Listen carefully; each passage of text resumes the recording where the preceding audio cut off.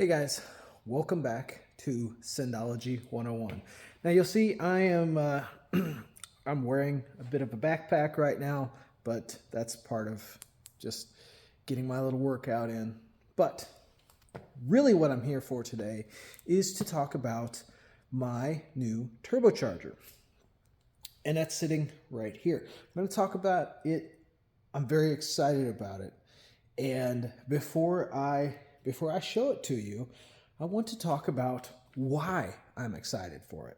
So to start off, I'm going to kind of go into Turbine because I'm really excited about the Turbine. This turbo is my Evo 8 turbo that I sent off to TurboBay Performance. Now you know I have a Stage 4 TurboBay Performance that I took off of the green car that this turbo is going for.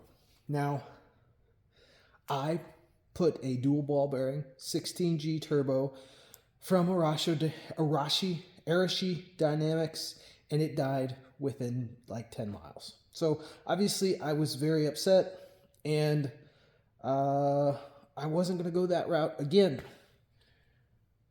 I got with Matt at TurboBay Performance. I told him what I wanted to use the car for. He said, I got what you need. We went over a couple different specs. He got me something built up, and we're going to talk about it. But before we do, why am I excited about the Turbine? Well, because the green car is mainly a street car. I wanted something that is going to spool up fast. I wanted it to have power, and I like stuff. I like new stuff.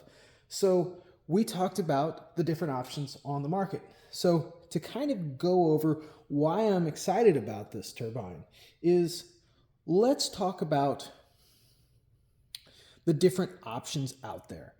So, and all of these are Mitsubishi turbos that I have, except for this one, which is a Borg-Warner aftermarket turbo.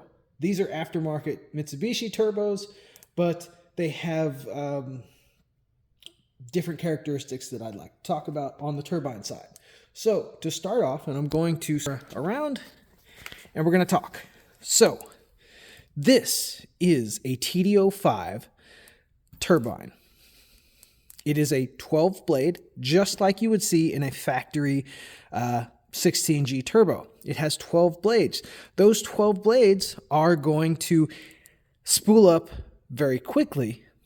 However, at the top end, you are going to lose some performance because that exhaust gas that would go through these blades is going to back up, create back pressure in the turbine housing or the turbo manifold in the SRT4's case. And you're just going to, like I said, it's going to spool up quick, but you're going to start choking off in the higher RPM range. Okay?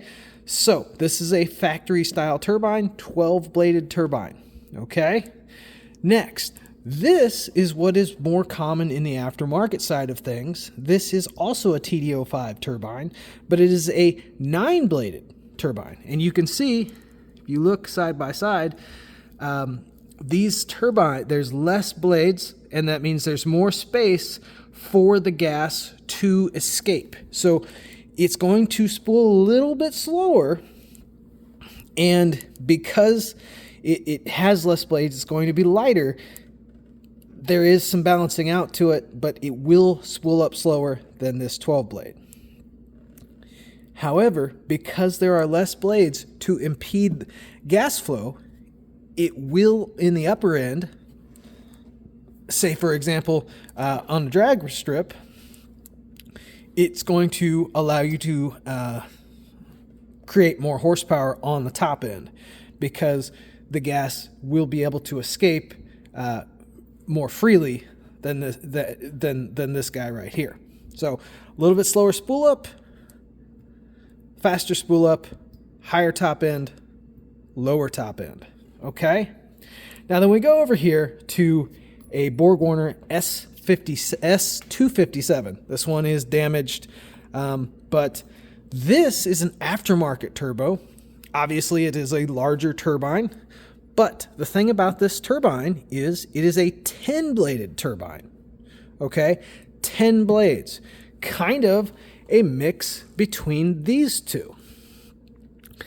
Okay, so you have a larger turbine, obviously. You have 10 blades.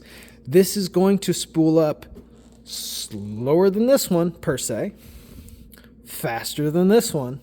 But as you can see, this is an aftermarket S257 10-bladed turbine. So what does that have to do with my TurboBay Performance Turbo? Well, let's take a look at it.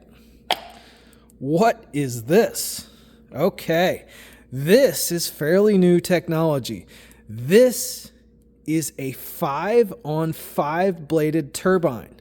That means it has 5 full blades, full length blades, and 5 splitter blades. Now you might be used to seeing something like that on the compressor side of the house. This is something relatively new on the turbine side. So what does that do? That gives you 10 blades for the exhaust gases to enact upon to help spool up quickly on your lower end. Okay, but it also allows on the top end of your horsepower range, you have less blades. You see this area right here? See all these blades? Look at that. Look how open that is. That's how open the 9-blade is. This is how open the 5-on-5 is. So as you can see, there's a lot of open area so that up top, you don't lose that power. But you have a lot of blades down low in order to spool this turbo up. You'll also notice, look how tall these blades are. So there's a lot of blade surface area for the exhaust gases to enact upon so that they can spool this turbo up. This should be a very fast spooling turbo that's not going to choke things out up top. Let's take a look up top again. Look at that. And then we'll go over here to the aftermarket one. So this is what's called a 5-on-5. 5 full-size blades, 5 splitter blades. This little guy is new technology. Now you can see why I'm very excited about this turbo from TurboBay Performance. He built this up custom for me. This will go on my Stage 3 manifold. TurboBay, I identify as a Stage 3 turbo. This turbo is an Evo 8 turbo core. Okay, so it's got the smaller compressor housing than this Evo 9, if you hadn't noticed that before. So I am going to have to mess with my wastegate actuator bracket, but so be it. I'll get it fixed up. It was just the only core that I had available to send him. He got this thing knocked out. Now, on the compressor side, the exhaust, the turbine side is something I'm very excited about. It's the most exciting part of this turbo. Obviously, and that's what I'm going to spend most of the video talking on. So, anyways, very cool. That's what we got going on here. On the compressor side, this is his 9-bladed billet compressor wheel. It is a 20G turbo, or 20G compressor. So it is a big wheel swap. This is probably good on E for like 500 plus horsepower. This is a monster of a turbo. It's obviously bigger than the 16G I have in there. With the 9-bladed turbo, it's going to spool up nice and quick. It's going to grab a lot of air down low. It's going to leave a little bit up top to be desired. If I wanted something that was more of a top-end turbo, I probably would have gone with like a 6-on-6, okay, like this turbo has here. A 6 full blade and 6 splitter blade.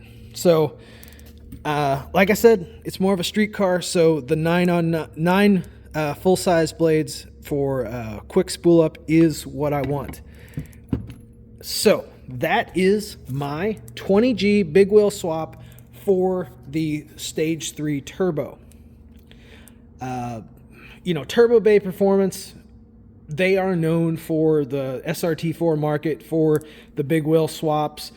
This turbine is, to my knowledge, not currently available in his standard big wheel swaps for the you know, standard SRT4 Turbo, but for his Stage 4, I am having him build me one for the Stage 4 that he has, which is a bored out factory SRT4 turbine. So you have to send him the full turbine, you know, the turbine housing. Well, here's a Stage 3, but you would have to send him all of this, and he bores this out so that a larger turbine will fit in there. He's the only one that does this, and he can do the 5-on-5. Like I said, right now he does not have that, to my knowledge, available for the standard big wheel swap, which is like the 2.8 and the 2.9 and the 2.0 models.